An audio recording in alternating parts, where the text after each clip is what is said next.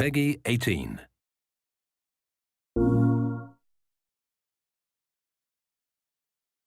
My name is David Hughes and I'm a disease biologist. I study infectious diseases and I'm an assistant professor of biology and entomology at Penn State University.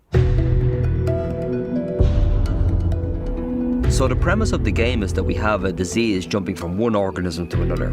If we take a step back and look at all the diseases that we humans have, we find that 60% of those diseases have indeed jumped from animals. We're constantly moving across this border between the human world and the animal world. And as we do so, we invite parasites to jump that border. AIDS is the classical example. It jumped from being in a chimpanzee, where it doesn't seem to be particularly virulent or dangerous, into humans. Consequently, 75 million people have become infected by HIV, 35 million people have died. And there are many more examples besides that.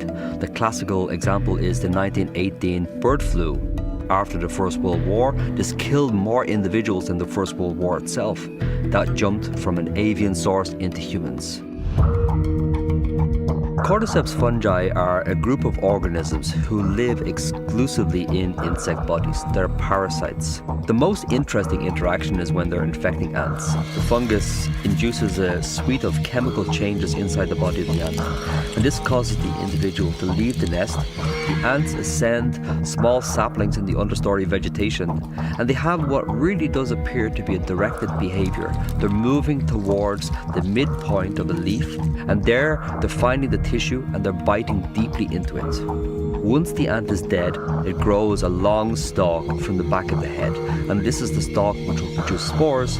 And by dying above the ant colony, what is essentially happening is that the fungus has invented a sniper's alley of infection, where spores are being hurled down on top of them, and this is how the infection reoccurs in the society. So the essential question is, could this cordyceps fungi be a problem for humans?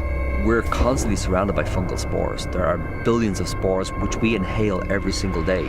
And our immune system has evolved to deal with those, or otherwise we would have a very, very short life indeed. But there can be circumstances where fungal diseases do get into our bodies and infect us.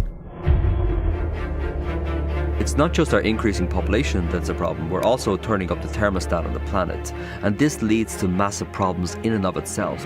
Another problem, of course, is the airplane.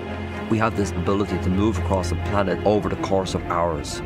We see this in a classical example, which was this SARS outbreak 10 years ago, where we had a disease traveling from Hong Kong to Canada and then throughout the world on a very, very short timescale. So what we're doing with this world is we're creating a place which, in the immortal phrase, is hot, flat and crowded.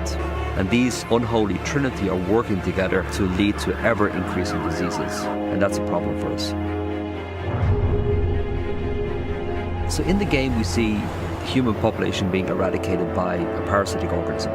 Could that happen? In our sanitized, urbanized world, we probably think that it's unlikely.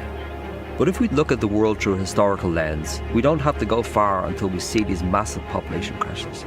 In certain parts of Europe during the bubonic plague, which started around about 1348 and then lasted for about 600 years, we see massive population crashes, as many as half of the people dying.